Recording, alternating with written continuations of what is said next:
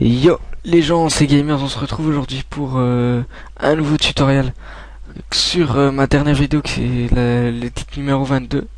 Il s'agit aujourd'hui d'un effet très peu connu qui a d'un tout nouvel effet en fait.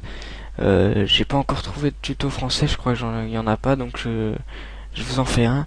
Je vais vous montrer tout de suite sur ce que c'est des ondes progressives. Je vais vous montrer sans synchronisation avec la musique, voilà, dans mon Edit 22.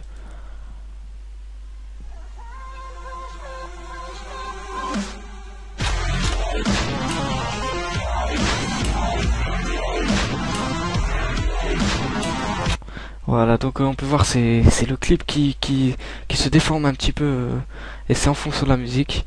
Alors je vais vous montrer comment faire ça tout de suite. Donc on était sur ici, on avait appris à faire la synchronisation avec Textor, la synchronisation avec les basses, puis la transition, mais bon j'ai eu des problèmes avec les clips, alors il n'y a plus. Bref, on va faire une ondulation sur cette musique, enfin des ondes progressives.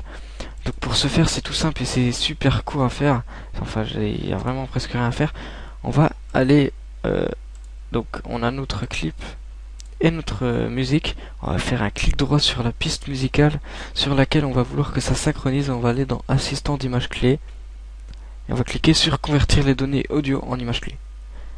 Là, ça peut, pour certains PC, s'il n'est pas trop puissant, ça peut durer quelques temps, genre 30 secondes par là. Surtout si la piste est assez longue. Donc voilà, là ça a créé un nouveau calque, amplitude audio. C'est un calque, un objet nul. Et on peut voir qu'il y a trois effets qui sont ajoutés à cet objet nul. Donc on va supprimer les deux premiers, couches de gauche et de droite, et on va juste garder les deux couches. Donc sur le clip on va cliquer sur E, on va dérouler les deux couches, et en cliquant sur curseur on va cliquer là pour voir la courbe des points clés, et là on peut voir qu'en fait voilà, on a tous les points, les hauts et bas de la musique. Voilà, bref, on va enlever ça et on va rester là-dessus. Ensuite on va aller sur notre clip, donc sur lequel on va faire les ondes progressives, et là on va taper l'effet, c'est ondes progressives. Voilà, on la trouve direct, c'est un effet qui est directement dans After Effects, ou alors vous pouvez faire là, c'est effet déformation ondes progressives. On va glisser sur le clip et voilà, on a les ondes progressives. Là on peut voir que c'est complètement moche. On va tout simplement modifier la période à 250 pour que en fait ça soit beaucoup plus grand. Voilà, vous voyez, plus on l'augmente, plus c'est grand, plus on diminue, plus il y en a, plus il y a de plis. Bref. Ensuite, l'amplitude, on va pas toucher, enfin ça vous faites comme vous voulez. Moi personnellement, je laisse à 10, je pense que c'est bien à 10, voire des fois si c'est pas sur un edit vraiment over edit, on descend un peu genre à 7 ou à 5, bref moi je laisse à 10, même si ça va pas du tout aller sur cette musique parce que vous voyez que c'est pas du tout du dubstep, c'est du drum and bass. Bref, on a notre clip avec notre effet en progressif. Ce qu'on va faire, c'est que on va cliquer sur le chronomètre de vitesse tout en appuyant sur Alt, donc au clavier, et ça va nous déballer l'effet, la ligne de codage de la vitesse. Et tout simplement, nous on va pas toucher au code cette fois-ci, on va appuyer sur cette icône là, l'icône de sélection d'expression. On va maintenir le clic et on va le glisser.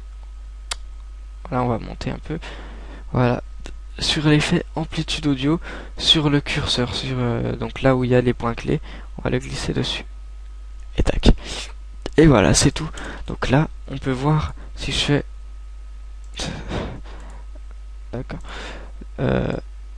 Ouais. Si je fais une prévisualisation en quart pour aller vite.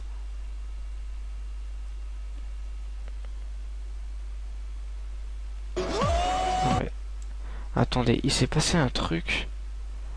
Ça s'est pas activé en fait. Est-ce que ça marche? Attendez, il y a eu un problème.